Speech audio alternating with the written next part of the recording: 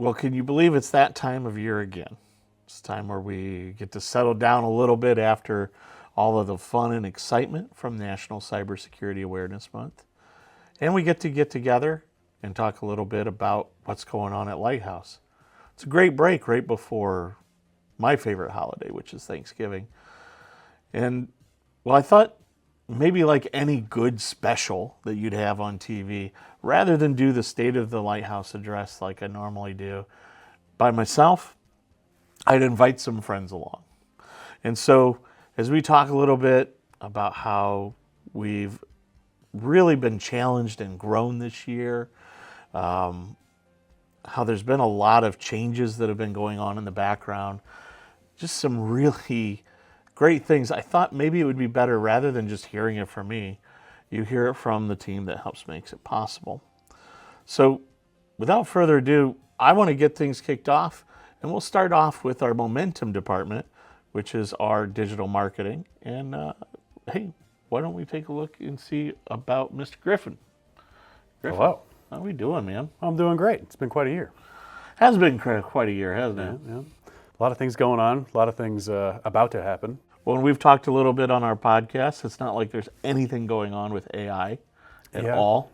Yeah. So thankfully that's been completely debunked as a thing that we need to worry about. Yeah. But one of the things that I always want to encourage, and by focusing on what you do, I think there's a common misconception about businesses think that a website, if you build it, they will come. And to some extent, sure, okay, maybe once or twice, but not always. And when we're really talking about digital presence, that's not really true, is it? Yeah, no. The old school mentality of your website needing to be kind of the only thing you need on there, and it's being a digital brochure of sorts, is kind of, old school. Now the idea is that you need to have a website so that it's, the place that you fully control. It's the place where you can direct people, where, they can actually interact with you and learn all the stuff that you have to say. You're an industry thought leader, you're somebody who is an expert in what you do. So let's educate those people that are coming to your website so that they, understand what you do, have less questions, saves, your sales team time and what's going on. I think that's a really interesting approach, is that, look, you're reliant on Facebook, you're reliant on LinkedIn. No, as a business, you should be reliant on your website as an entity because you control that fully. Mm-hmm. You just use those things to come in. And we've had the pleasure of talking about that for a while as the basis of our marketing. What's great is here we are 10 years later, basically, and it's still true. Now, my question, I guess, is, we made the joke, but SEO, AI, how are these shaping marketing efforts, especially when we come to digital presence? Similar to kind of the last change that I think we had, kind of like, late 2010s kind of era. Keywords are no longer really a thing, obviously. It's about user experience and that kind of thing, those are the things that gain authority on your website. But with AI, it's changed a bit, but not as much as a lot of people are saying. User experience is still, I think, number one in how everything works. The idea that when someone goes to your website, they are interacting with stuff and they are, jumping around and reading things and learning. Those are all things that like weirdly give your, SEO a bump. Not just putting, key phrases and such on the website. But what's happened is now we need to adhere to not just humans, but the AI crawlers that are going onto these websites. So when a crawler's going on the website, what are they looking for? That's why I'm, pushing for frequently asked question lists, for example. It's just things that are easy to scrape and parse with for a robot, So the changes are more like, I'm going to say audience-wise, because these AI crawlers are an audience of sorts, So let's market to them now as well as humans and help, make sure that they have the information that they need so that when they're answering the question that the people are actually asking, that gets shown in the correct way and the proper responses and actually cites to your website. And if we're thinking about it, realistically, this means that social media is still just as important as ever, as a way to feed content to yourself. You know, you're wanting to get the attention of these bots. You're wanting to, because at some point you're going to be able to quote, like, you know, infect them with your thought leadership. Yeah. Especially if you're showing some form of authority. Yeah. Now, if a business were to invest in improving digital presence, okay, this is your wheelhouse. This is what you do for clients of Lighthouse that are looking to grow. Realistically, what type of results are you seeing as you help these guys out? Generically, quite a bit in terms of you know, how people are getting online and actually being you know, listed online. The idea that it depends on where they start is pretty big. If someone's, you know, just now starting out and they've got nothing, that obviously they're going to get a return on investment quickly, because, you know, finally they have, you know, listings abundance everywhere. They have you know, their website actually tuned up and optimized. People can find them easily. The questions that these people probably have are actually showing up and being answered. Overall, though, having a head start certainly helps. But oftentimes I find that some people had issues with what they had created maybe on their own or with a different agency. And those things you actually need to fix. So weirdly, sometimes a fix bumps you up too, because you're being penalized in some manner as well. But overall, the return on investment in this type of thing is huge, because once you get online, it's not just, oh, you're getting more inquiries through search and that kind of thing. People who have already been working with you, or you know, current clients or past clients, seeing that you have a digital presence that is, you know, up to date, doing well. The idea that you want to work with somebody who's successful, who's doing well, is definitely paramount in this kind of landscape.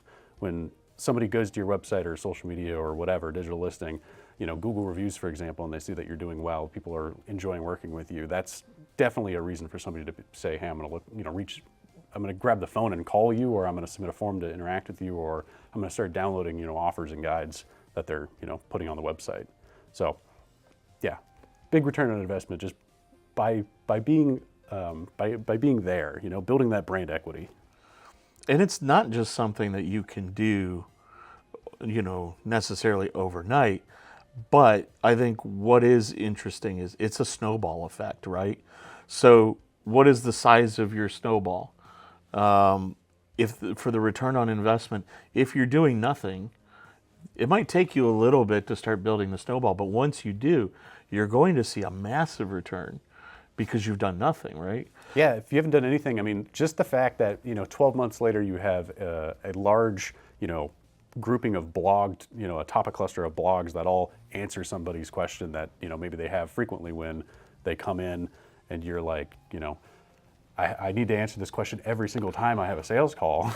You know, that at least allows them to be able to understand what's going on with the service that you're offering, and then, you know, boom, you're good. Well, and I want to come back to that, because I think that's part of something that's really key to what you're doing, which is it's part of creating a workflow for the sales process. We're not just creating something that is designed to fall off. Your website's not designed to necessarily close the deal. It's designed to warm the lead. It's designed to feed the lead. It's designed to nurture it when somebody is more of a cold prospect, right? And so I think what makes this really important to remember is that if you're trying to manage all of the aspects alone, there's so many things that you're trying to keep an eye on. You know, obviously, your goal is to automate a number of these, right? And when that starts to happen, what I love is the handoff process, right? They're nurtured, they understand your product, they understand what you stand for, they've likely asked questions, and if you've done your job right, they've asked questions you've programmed them to ask that only you can answer correctly. Yeah. Right? And that's I think what's really cool is, so whether you've got nothing or you've started off with a really good piece, by focus firing your energy, you can really see this. You see the results of your voice coming through.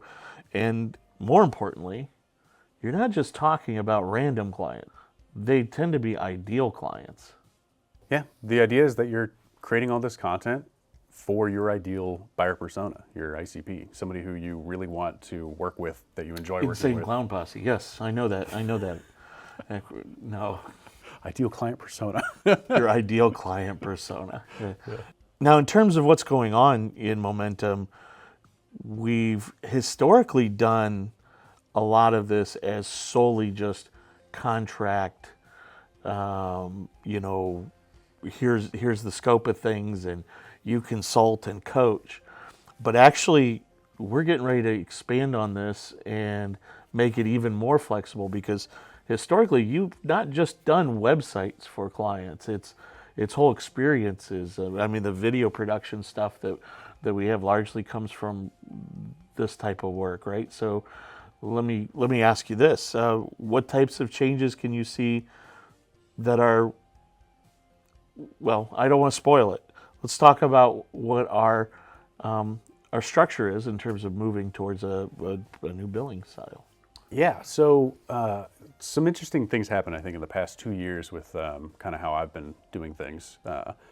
And we largely started moving all our clients to a specific software suite that we really enjoy, that weirdly works well with another arm of our business, the Navigate arm. And it's like business process improvement and things like that. Don't get ahead of these guys. Don't get ahead. They're of going them. to find Yeah, out. yeah. They're going to meet Mark here shortly. So what we did was I wanted to move kind of how the hours work. So no longer is it like a monthly, you get 6 hours a month kind of thing. It's simply here's a block of hours that you can use for whatever. Because also, I have so much overlap with how things go with process improvement, because that's, also helps in terms of building momentum. So let's be able to share those hours together between the two departments, which you'll learn about. And that means that however you need help, basically, we're here to, help you succeed in one way or the other.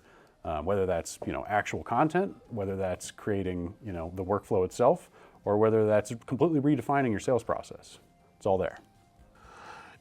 What's really great about this methodology is, one, we're not really talking about the concept of scope anymore. Yeah. So clients are still able to engage you for website design updates, blog coaching. We can still do all of those items, and you can still budget a lot of those in. A lot of the contract price was based around committed hours, in which we offer discounts for. Our idea is that this allows you to ebb and flow as your business needs. If you need to gear up and really go hard on a specific campaign, you can. But also, maybe you start to notice that the marketing's working and you need to pull back on the marketing, but you notice that you have a business process that needs to be improved. Yeah. Well, as you mentioned, our backbone of the system, which we'll get into and we've talked a lot about throughout the past year and a half, is we've partnered with a company called Odoo, which really is a fantastic sort of business operating system. Yeah. And by allowing them, having one hood, so to speak, to go under for your website, your marketing, your business development, your sales process, your sales in service delivery, all of these items, having that all linked together gives you some just fantastic sort of insight into what your business was doing before, and being able to automate on that as we're getting ready to talk to not just yourself, but with Marcus. So you're able to take just this plain old website and be able to help nurture and market and automate and create sort of this intelligent sales process. Mm-hmm.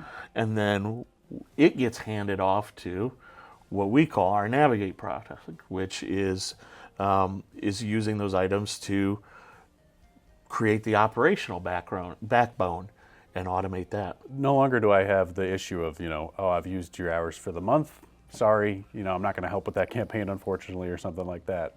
You can ebb and flow, and you can use it between the two departments, which we believe it's really about growing your business and getting the most efficiency out of your business. Yep. Is really the core two things of these two specific units. Well, thank you, Griffin. I really appreciate that. It's really great to be able to just learn more about what the marketing efforts are. And I really do encourage you, if your goal is to grow your business this year and you don't really know how to do it, yeah, you could throw in advertisements. Yeah, you could throw in Google AdWords. But if you're not really centered on how do you convert that into a sale, then you're missing out. What ends up happening is you might get a lead and then you forget to actually follow up on it. Or maybe you spend so much time tailoring your website to make the bots love it that people don't. When all's said and done, we're selling to people. People are the ones with money. And so what I love is that that's always been a focus of the Momentum Group, Griffin and his team, throughout all of this, which is to get your name out there, grow your business, and you're still using everything such as your AI, your SEO, social media. All of those items are designed to attract people to you, but you bring them to your website, you attract them to you. I love it. So what happens once we start making that sale? What happens when we start trying to understand more about what's going on in the business? Well, that's pretty easy. For that, we welcome in Mark. So, hey, Mark. Hey, how's it going? It's going pretty well. Glad to have you here. Now, some people probably don't know too much about the Navigate because, well, it's gone through a little bit of a renaissance, hasn't it? We've made a lot of changes to the Navigate business unit. And so it started off as we really wanted it to be more focused on training. And then we realized, well, actually training is great, but knowledge is power, right? Like this is me quoting the 90s. This is what they told us when we watched our Saturday morning cartoons. Knowledge is power. But were they wrong? I don't think so. So Navigate has gone from being mostly about training and getting the most out of your people to getting the most out of your data. So tell me a little bit about what we do under Navigate as, well, managed intelligence as it gets to debut as. Well, these days, Navigate is largely about AI development because as it turns out, AI is really good at handling a whole lot of data. So really, the managed intelligence side of things is twofold. It's about business intelligence and it's about automated intelligence and it's about process automation, right? Yes. So we talk a little bit about using AI to help us discern whether decisions should be made. We talk a little bit about what processes can be automated to help these businesses, but also we kind of come in hand with the Momentum Group, which is they're feeding us data, and we have all of this data to feed off of. And you do that through a similar program, right, that Momentum does? Actually, the Navigate business unit has a really cool platform we're using now called Odoo, which is a business solution for all your business needs, really. So we use a lot of our data. We're gleaning this from a platform called Odoo. And what's great is we're taking our sales process, our website, our marketing efforts, we're building those up, and then they come in and we can do, what kinds of stuff do you do with Odoo apart from that? So what takes over? Odoo is capable of handling accounting, your CRM, your sales, your inventory. Heck, it can even help manage a shop floor. Yeah. It can Manufacturing, timesheets, keep track of your projects. Everybody's favorite thing, right, is timesheets, project management. Marketing. Yep, help desk, HR. You can create custom dashboards. Maybe you have a rental business. I mean, it's one of those programs that is so flexible and so capable that at the end of the day, there's not much it can't do. And then what's really cool is what you get to do is maybe there's something that Odoo can't do. Well, then guess what? We can custom develop it. It's fully customizable. It's an open source platform. And this means that with Odoo, honestly, sky's kind of the limit. It's really this framework as a business operating system that you can create bespoke applications or honestly one of like 25 built-in modules. It's really pretty cool. And then of course we've just learned that coming up here soon, in version 19, Odoo is going to be really focused on AI, which is fancy because we've been really focused on AI. We have. And what are the kind of products that you're directly and indirectly set up with, or not set up with, but is part of the Navigate brand, is secure AI. And now we have a partnership with a company called HATS that allows us to provide safe, secure, and sort of guardrailed AI for companies. And you've gotten a chance to kind of play around with it. I mean, I've done more than play around with it. I've gotten deep and dirty in there, and I'm using it right now, incorporating it into development that I'm building for us. and there's some really cool stuff that I can't wait to share more about. But we'll see. I want to wait closer till it's till it's real. But some just amazing spots where AI is, and talking about agentic programming, and creating these workflows in which AI agents can effectively help you make decisions. We're in the spot where it can make reactions. It's no longer necessarily about these if-thens where you have these hard constraints. You can actually have a little bit of flexibility. And so products like HATS are a great way for businesses to get started. They're significantly easier to use than, say, Copilot. There's a lot more guardrails than Copilot. Don't got to worry about your data leaking. Don't have to worry about your data leaking. The other great thing is that there's no users restriction, so you can see how many people you want to offer it to. And when we're wrapped up with this, I believe we're going to have a link for a promo that we're doing for HATS AI that'll get people on and in the platform. And then maybe if they just get this little bit of a taste, they could be contacting you for an agent that lets them do market research on their prospects, huh? Yeah, that sounds like a thing I'd be able to do for them. I think so too. So what types of things have you, I guess between the AI and the Odoo sort of platforms, what types of things have you gotten to put together that have been kind of cool to see? And have you been maybe excited to work on, or impressed actually got as far as they did? I feel like in general, just a lot of my developments have been going much better now that I'm able to use AI to help. It's really good for just getting a base starting point for code. Obviously something that needs to be reviewed. You gotta still have that human touch to make sure everything's working as intended and you don't have any frivolities in there. It's great because it gives you a lot out of nothing.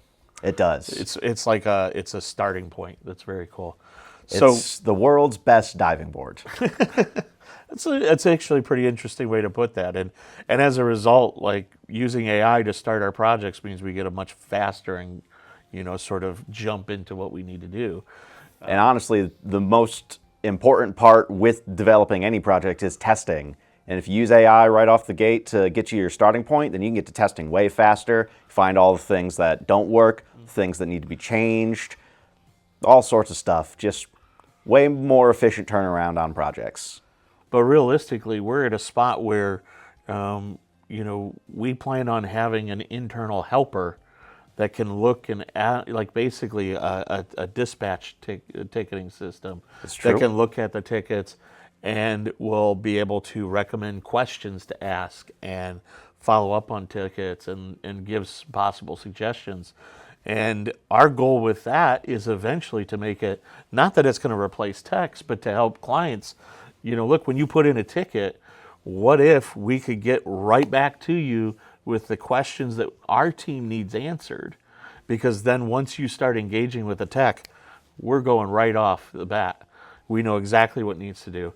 But also, what if that ticketing agent can, go out there and take a good idea of what types of information we need to have access to, like goes through past tickets to look for similar issues, or, goes through, let's be real, sometimes our job is just about Googling, what if it's Googling solutions, and taking that information and creating that as a recommendation for the technician so that the net response is you're going to get your answer faster. You're going to get your response faster. It's going to empower our non-technical staff to be able to help clients when they have questions, because it'll provide them with a technical voice. I think it's really cool. We talk a lot about what AI is doing to cement sort of and change the marketing aspect, but just running your business can now be agentic, as we can say. There's no surprise that as we cover Odoo and all things Odoo, and I can't wait for people to see what they can do with hats as well, in terms of getting in there. In fact, we just recently hosted an AI summit where we welcomed, I think 16 or 17 people into our facility and gave them access into this platform. And I thought it was just amazing to be able to share with them what they could do in Odoo. And there was a lot of positive response to that. I thought so too, and I was a little worried by having people show up, but I really felt like that's the important aspect of AI, is that this is really not about sitting and just passively watching. You need to be actively engaged if you want to really capture what AI can do. And by them getting an idea of what they can do in hats, they can work with us and our Navigate team to build some cool stuff. Well, thank you, Mark. I really appreciate your time. No problem. So we've covered growth, we've covered automation, but there's one foundation that's always been true here at Lighthouse IT Solutions. And in fact, it's still in our name, and that's IT. So to help me talk a little bit about all the exciting things going on in the Harmony department, which is our IT technical services, I'm joined here today by Laif. Hey, How's it going, Laif? pretty good. How about yourself? Not bad. We'll try to make this quick because we know there's probably 15 customers who are all excited to talk to you today, right? Oh, at least 15. You and I have kind of been planning a little bit. We've talking a little. Some of it you get to be more involved with than others, but some of our initiatives as we get ready to go into 2026 that you've seen, well, let's start off with kind of the big one, which is remote access, and sort of what we'll call is the death to SSL VPNs. I mean, why are we saying goodbye to SSL VPNs? What does that mean for our people sitting at home? Does it mean they won't get to work? Like, what is that when we say, hey, we're getting rid of SSL VPNs? Well, it's not that we're just getting rid of VPN and remote access, that sort of thing. We've found that SSL VPNs are pretty unsecure, at least by our standards and what we're pushing for or striving for the future of Lighthouse. What this means is that we'll be swapping people over to something more akin to what we're seeing in the future, just a more secure way of doing things like MFA and that sort of thing. So it's more intrinsic. There's obviously SSL VPNs tend to have way more vulnerabilities than we're comfortable with. There seems to be a wider exposure rate, but also the future seems to be this kind of revolution around what's called zero trust or ZTNA VPNs. And as we talk about zero trust, that's the idea of that we only allow very specific things. So what is a zero trust VPN? VPN zero trust would be something where we lock down the VPN to make sure that people only have access to what they need to. Nothing more, nothing less. Exactly. And if that means that if anything ever happened to them or their account, then the only things that they could really break versus a traditional VPN, which gives you access to the whole network, or in other words, lateral movement between the network, a zero trust only allows you to be able to access the things that you have, the applications, file servers, not the other computers on the network. And then we're actually currently going through it. One of the other big shifts that we have is browser-based security. So why do we need to be concerned about the browser and its security? Well, the browser is kind of what users use the most. It's the thing that is the gateway to a lot of people's day-to-day applications that they use. And it's also what hackers use a lot to get into people's machines. That's true. It's your number one sort of application into your day-to-day life, and most credential harvesting takes place at the browser. That's pretty interesting. So by having a browser-based security, what types of things are we able to do? Well, we're able to, at least with the product that we're looking at, we're able to watermark certain pages to make sure that if someone's trying to spoof that page, it doesn't display the watermark and people can easily identify that it's not legitimate. So it increases trust that, hey, it's just one more assurance I'm in the right spot. And isn't that really kind of important? It's always that good peace of mind. Yeah, I agree. So going from VPNs to browser-based security, let's talk a little bit about continuing the security question or security conversation and talk about AI. Because why not? We've talked about AI in every segment so far. AI is obviously important, so you now have a new thing to fight against, huh? Indeed, I do. Fortunately, we're using our own kind of, not necessarily in-house, but an AI that we do have some measure of control over to eventually roll out to our clients. That way they aren't using the public one like ChatGPT or other platforms like that. And it's funny you say that because actually, as of this recording, we're officially launched on HATS. We've partnered with a company called HATS, which is a multi-model secure chat AI system. Allows our clients to, for a flat rate per month, be able to engage with various different models, chat systems. There's no user limit.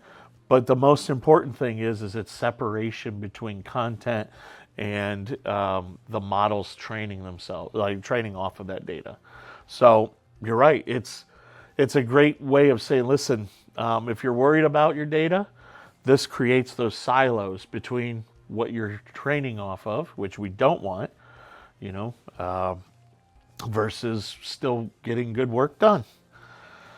Now, in terms of improving applications and sort of, we've had the conversation about AI, and actually Mark kind of gave us some good behind the scenes, but just talking about how we're looking at leveraging AI to help remediate faster.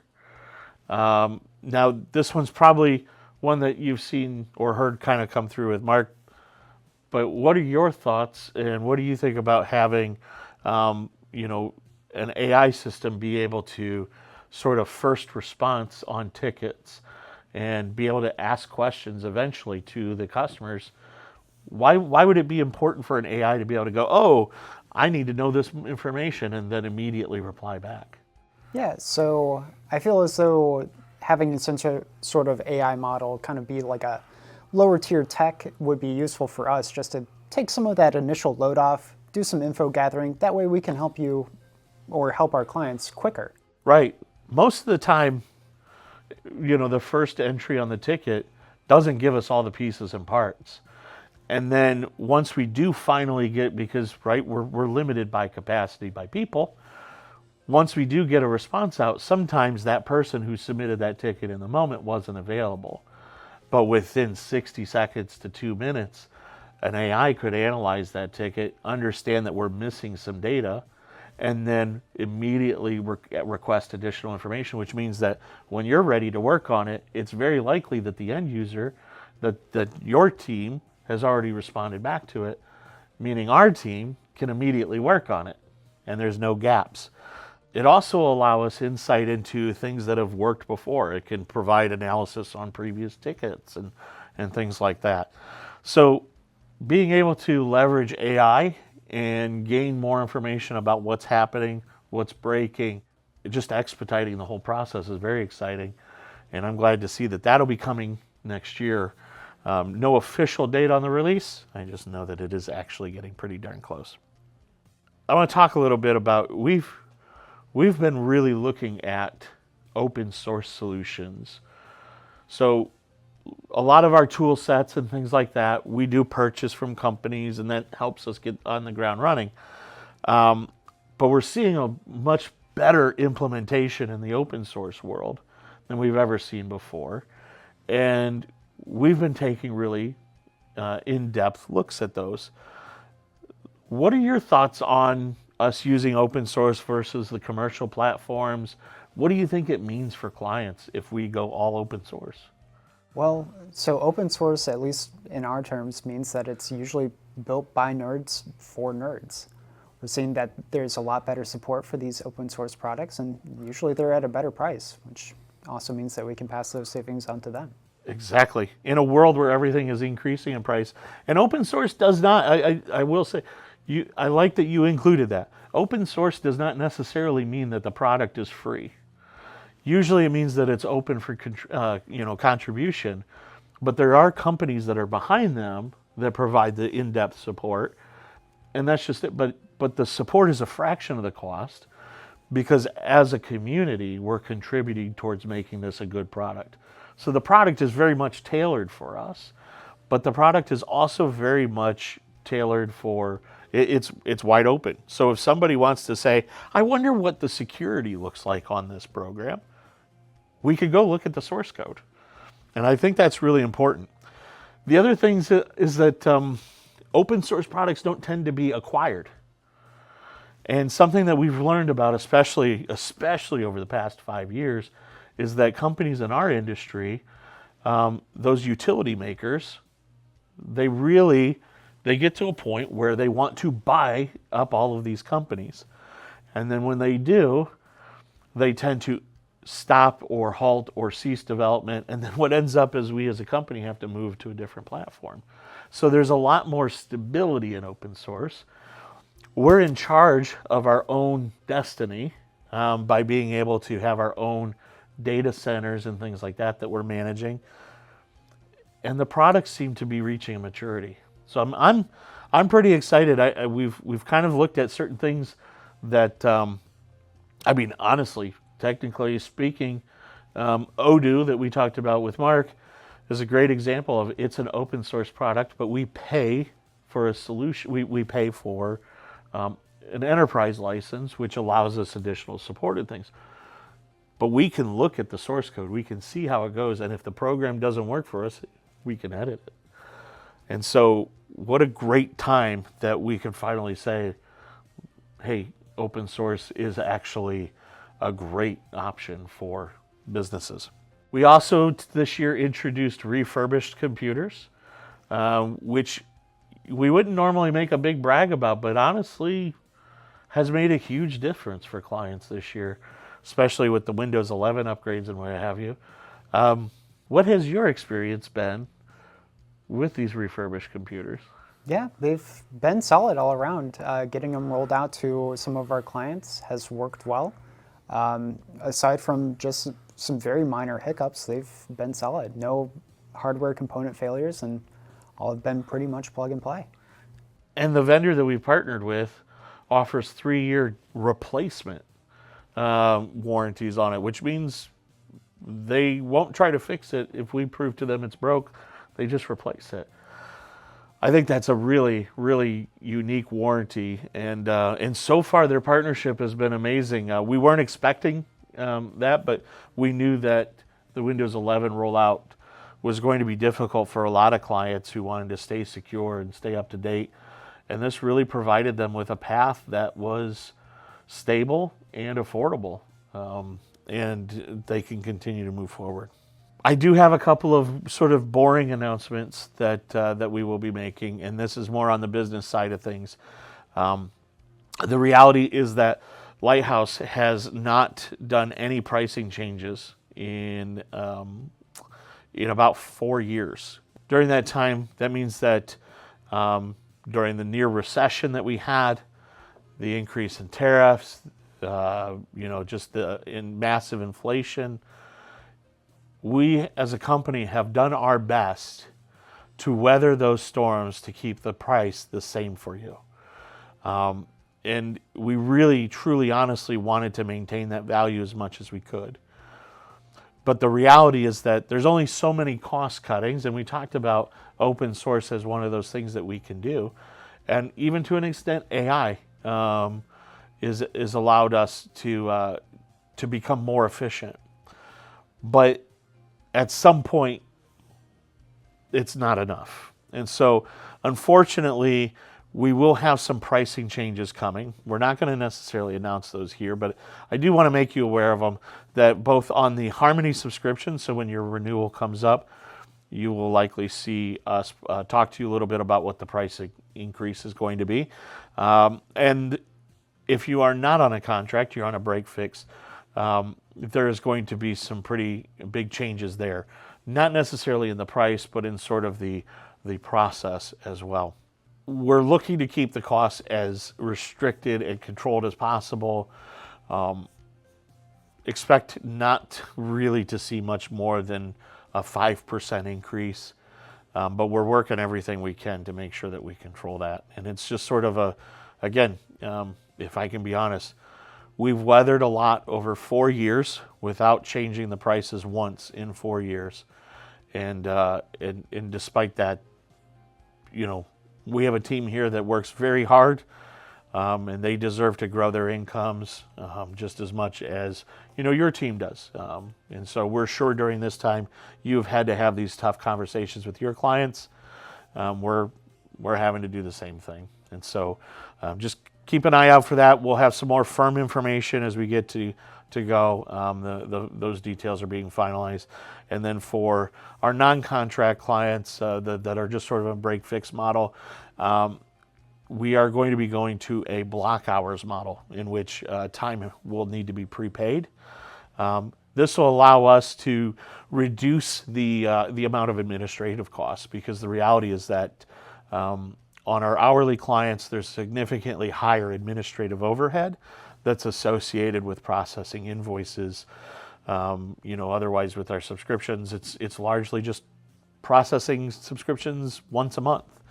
And with our hourly clients, we're constantly providing that invoicing. There's also an aggressive review process to make sure that you're not being overcharged. And so at the end of the day,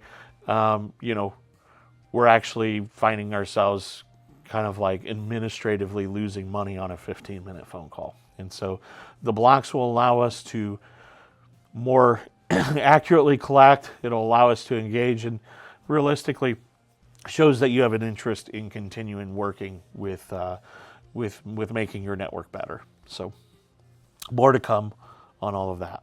Laif, I appreciate your time. I don't want to take any more of it. There's lots of our clients probably watching this right now on the pre-recorded, wondering why you're not calling them.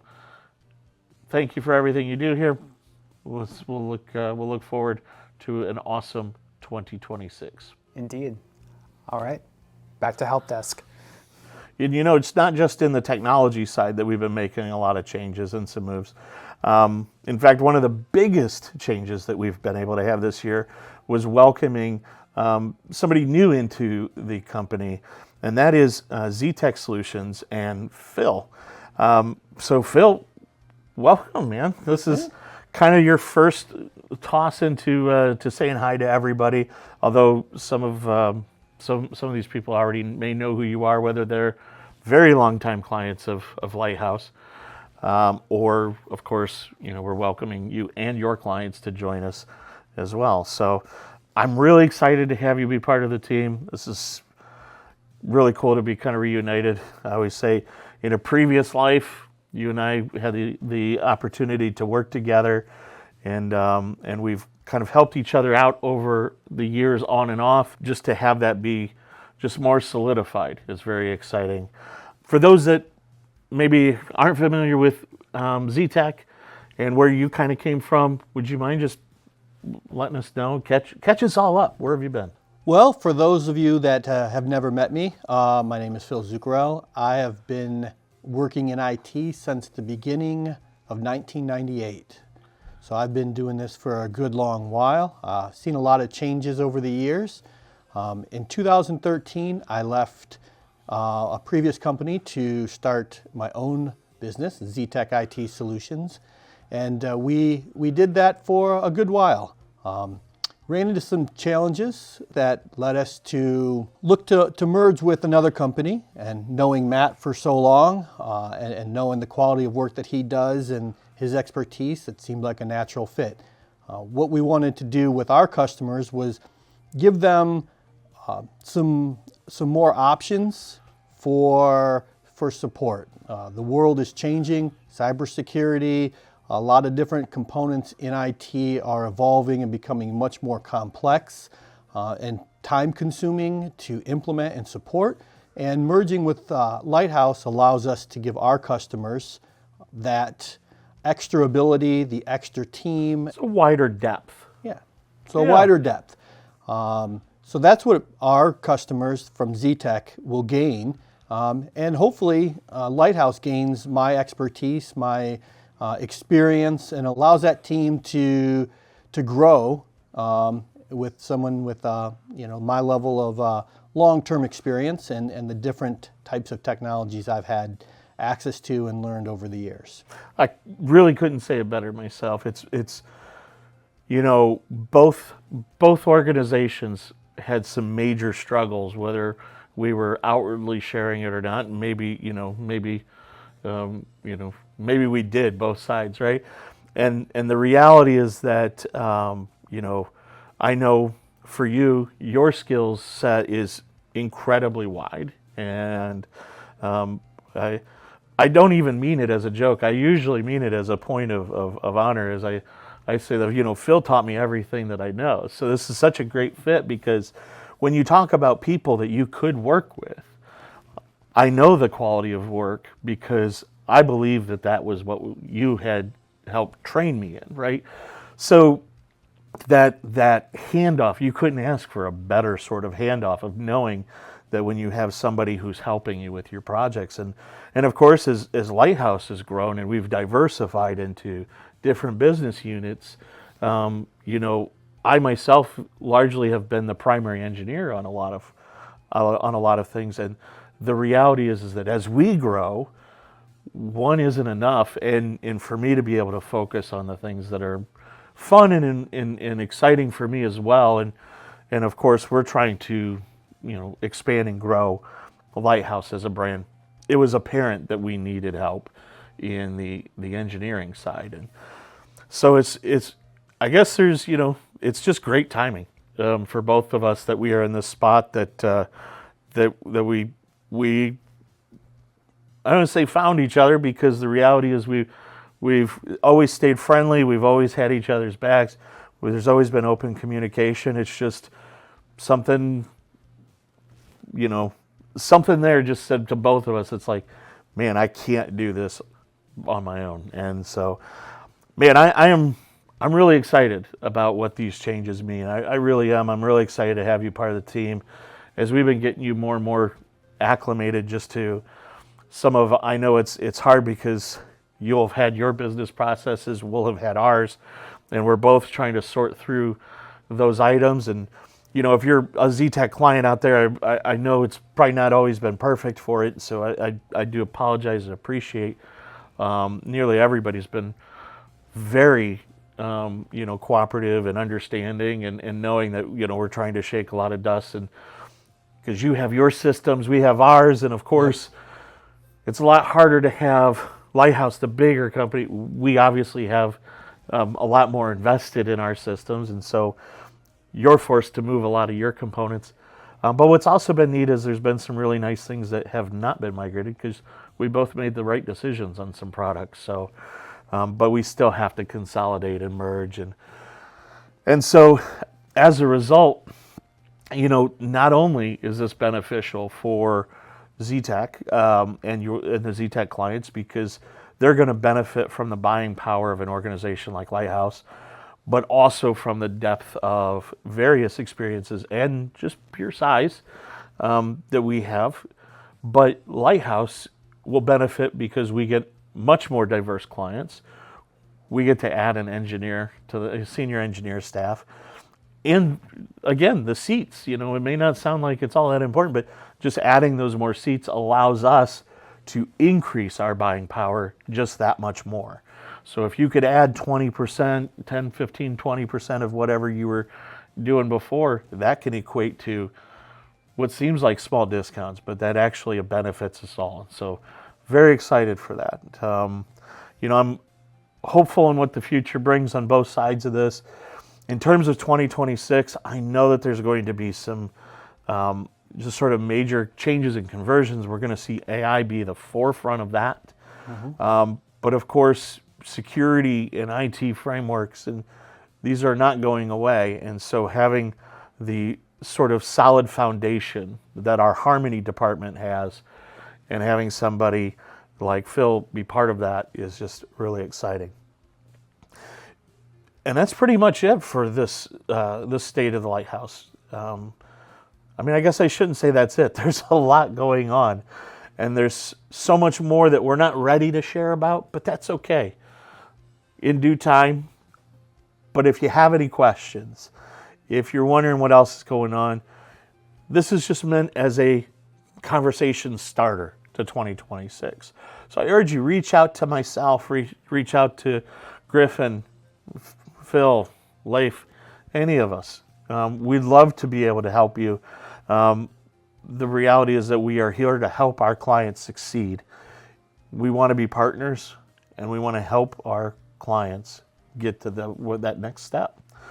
And so with that, we bid you farewell. Till next time.